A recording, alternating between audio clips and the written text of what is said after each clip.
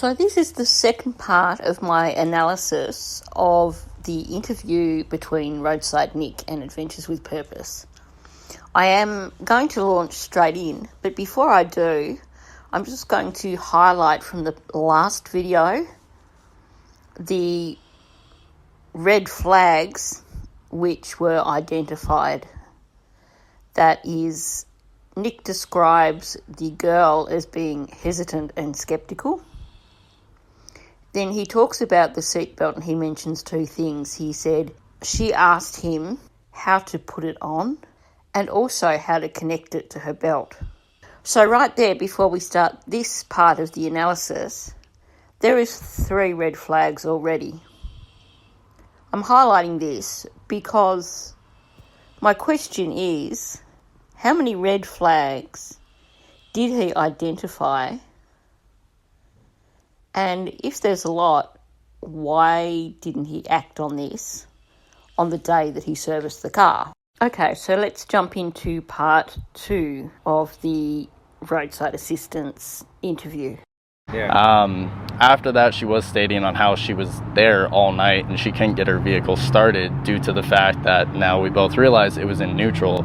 She was wearing a sweatshirt, so it looked like she has been there for quite a while. What color was the sweatshirt? It was a gray sweatshirt. Gray sweatshirt? Yeah. Also, she had a guy with her. Was it dark gray or light gray? It was light gray. Okay. Yeah. Also, there was a guy there that was with her at time being. He was wearing a flat top ball cap facing forwards. Brown hair that's sticking out just a little bit on the sides. Now for me, the description of the sweatshirt as a light grey sweatshirt actually lends weight to the possibility that he is actually telling the truth. There was so much publicity around the other 2 sweatshirts that, to me, you would expect that if they were actually trying to push a narrative, that it would have been logical to describe the Odd Future sweatshirt, for example. We know that at the point when he met with Adventures with Purpose, it had been mentioned that she was wearing the Odd Future sweatshirt.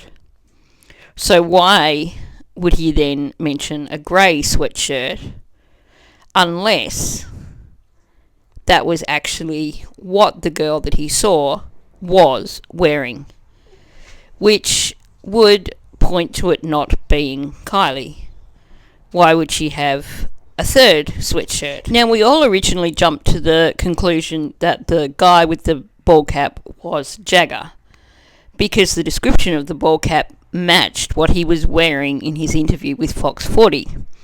But at the same time, let's not forget that in this instance, he says that he had brown hair sticking out a little bit.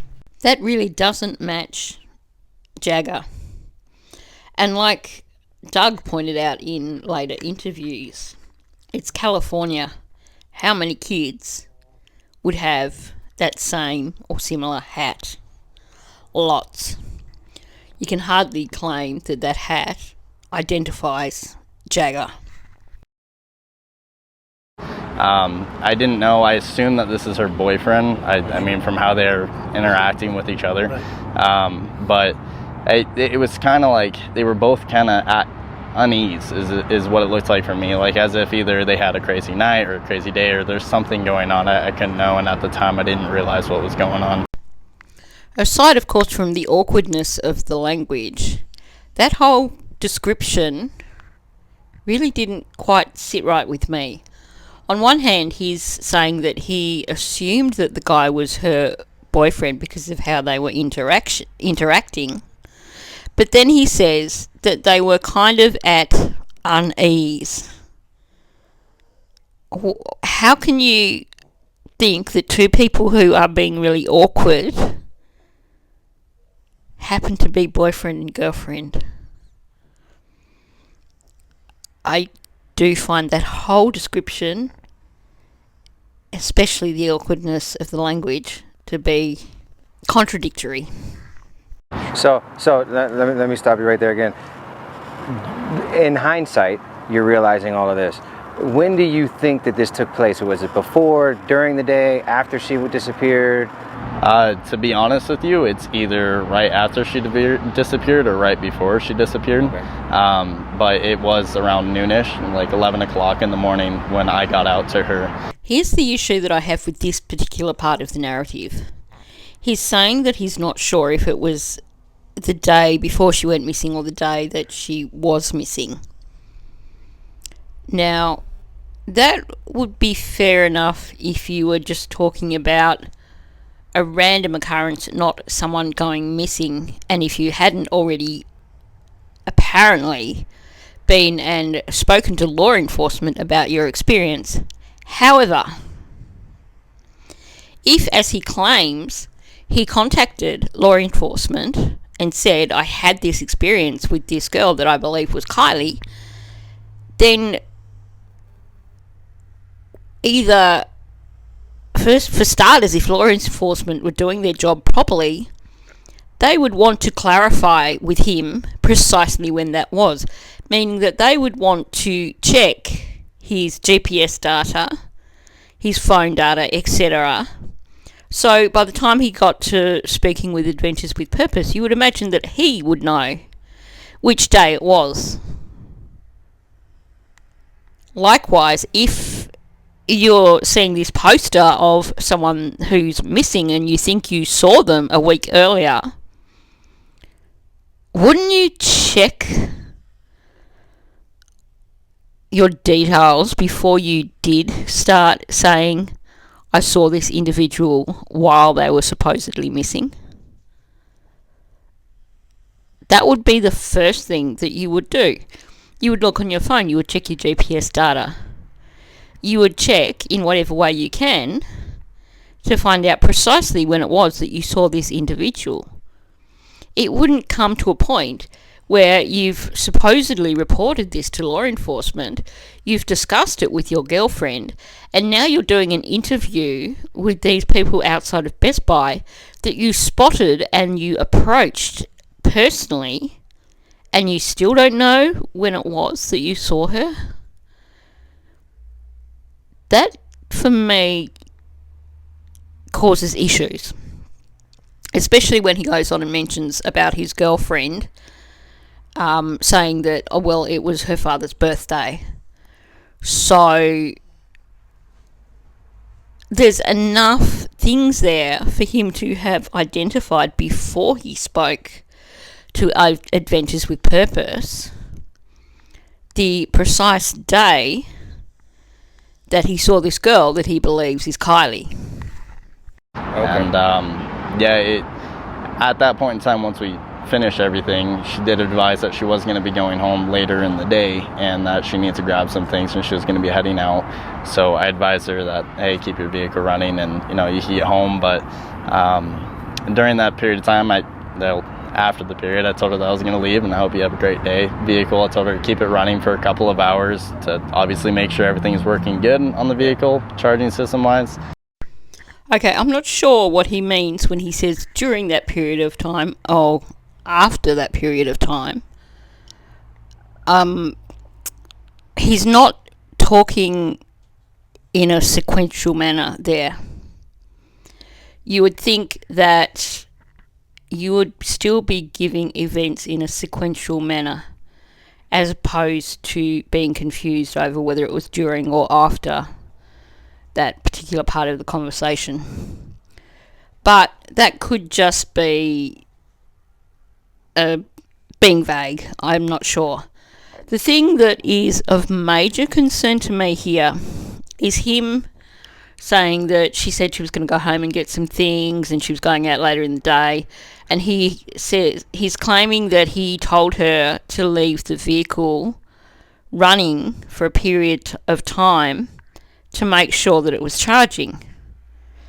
But at the start of the interview, he said that before he did anything else with the vehicle, he ran tests on the vehicle. Now, if you're going to be called out for a battery call, the first thing that you would be doing, if you weren't actually trying to start it first up, which is what I would expect, but if you were running tests, The tests that you would be running would be using a voltmeter, first of all, to find out how much power is in the battery when it's cold, as in how much power is in the battery before it is starting to charge. And the second thing that you would do with your voltmeter would be to make sure that the alternator is actually charging the battery. I'm really uncertain as to what other tests you would run on a vehicle that you've been called out to for a apparent battery call out. Now, if he had run the tests to find out how much power was in the battery and to check that the alternator was charging the battery, then he would know that there wouldn't be an issue as far as the battery charging, or he would know that the battery needed replacing. So a very vague leave it running for several hours to make sure that it's charging is odd to me, especially because, aside from all that, he's already said, well, it wasn't the battery, it was because it was stuck between gears. So there's a lot of contradiction here in the narrative. And in terms of mechanical speech, the way he is explaining it is not the way I would expect someone with mechanical knowledge to explain it. Correct me if I'm wrong, but that's just how I see it. If you're saying there was nothing wrong with the battery, and you're saying that the only problem was it was stuck between gears, and you're also saying that you ran tests, why are you then advising for her to leave the vehicle running for several hours? And the next question with that is that we are supposed to believe that she only had a limited amount of fuel in her vehicle. So if I'd had a call out and the mechanic had said to me, well, okay, now just to make sure that it is fully charged, leave it running for a few hours, and I knew that I didn't have a lot of fuel in my vehicle, I would be saying, okay, but I will have to stop it to put fuel in. Apparently that issue was not raised.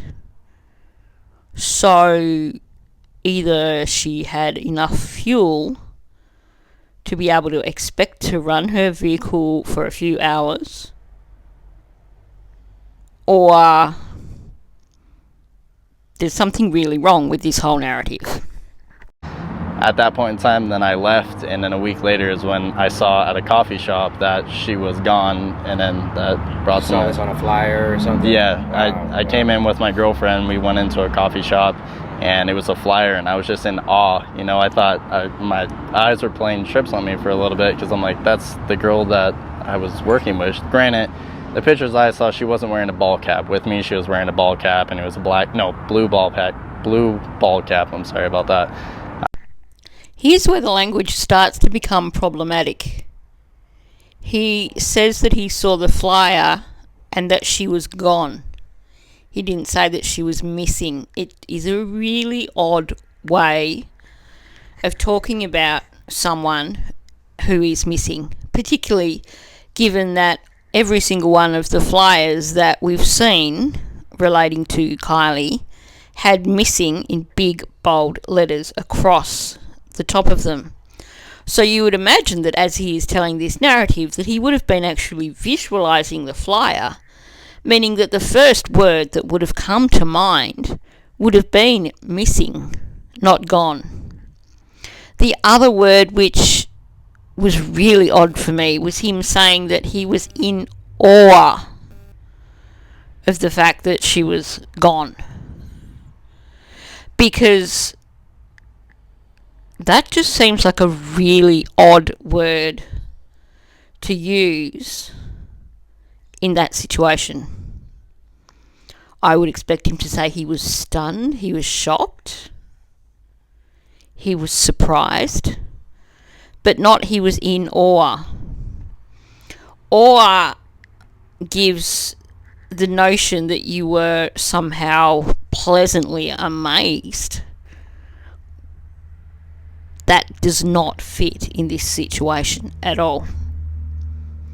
Now, he talks about her wearing a ball cap, and he first of all refers to it as black, and then corrects himself and says blue.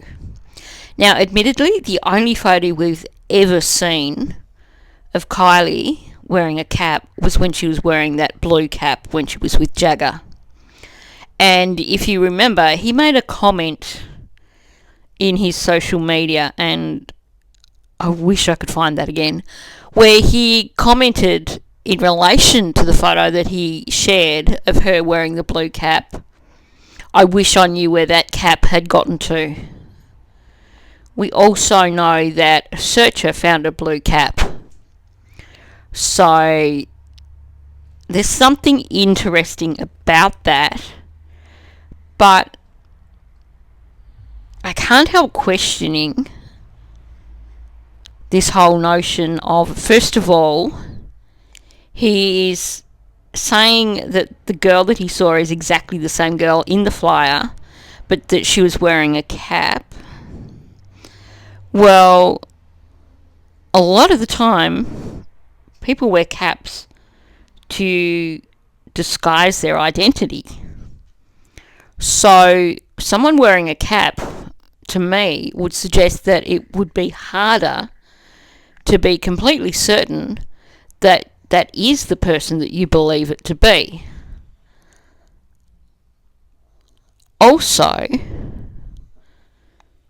regardless of that, like I said, we've only seen that one photo of Kylie wearing a cap.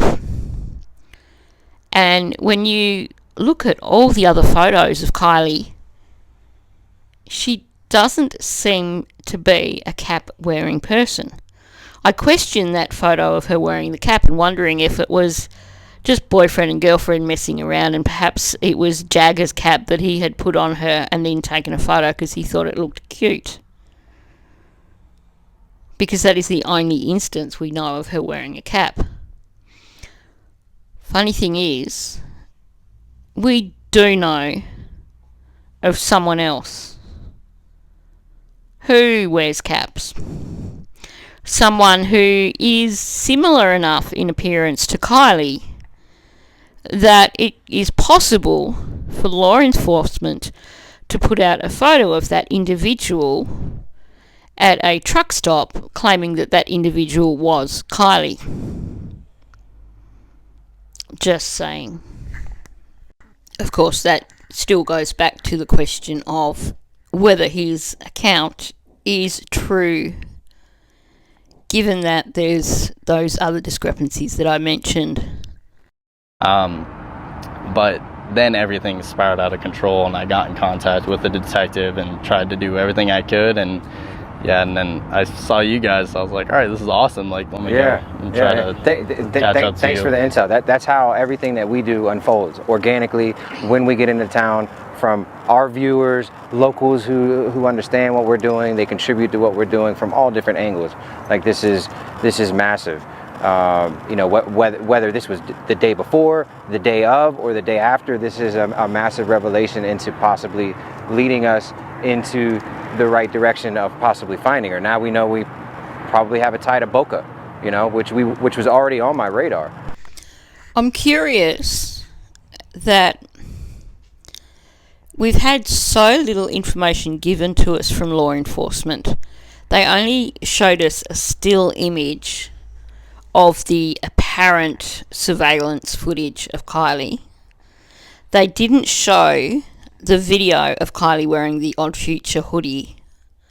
And yet apparently this person has been to detectives, given his story, and even after giving his story, he's still not clear of what day it is, and is still allowed to go out and publicly discuss the matter, and not just publicly discuss the matter, but publicly discuss the matter with a YouTube channel, basically.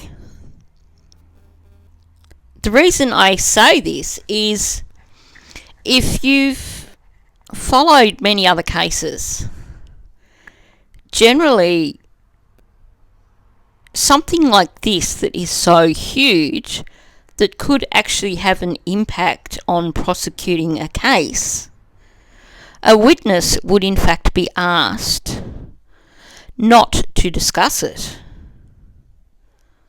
So there's something just not quite right with this situation. Either law enforcement are grossly incompetent, and the detective with whom he spoke didn't know his job, or there's something seriously wrong with this whole narrative. I'm still on the fence about Roadside Nick, but definitely from looking at this portion of the interview, I am starting to question his narrative a little bit more. There's a few things here for me that do raise concerns as to the legitimacy of his claims. So, once again, I've done lots of talking and not covered a huge amount of the interview. So, I am going to stop it there. I prefer the smaller, bite-sized bits also. And I think it's easier for people to process information if it is in these bite-sized bits. I'm loving reading people's comments in relation to this interview. The last video that I did on this, there was some really insightful comments. A lot of things that I hadn't thought of myself. I think that after I finish this series on Roadside Nick, that I will do a separate video where I address the comments that have been made by subscribers and commenters, because you guys are really good thinkers. I've got to say that you are really good thinkers, and there's a lot of really logical points that people have made. So thanks for listening. If you are not subscribed, please hit the subscribe button. If you haven't hit the like button, please do so. And if you could leave a comment underneath, that will also help us to get Kylie's name out there in the algorithm yet again, and get more people seeing content that relates to Kylie Rodney. Thank you, and there's more to come.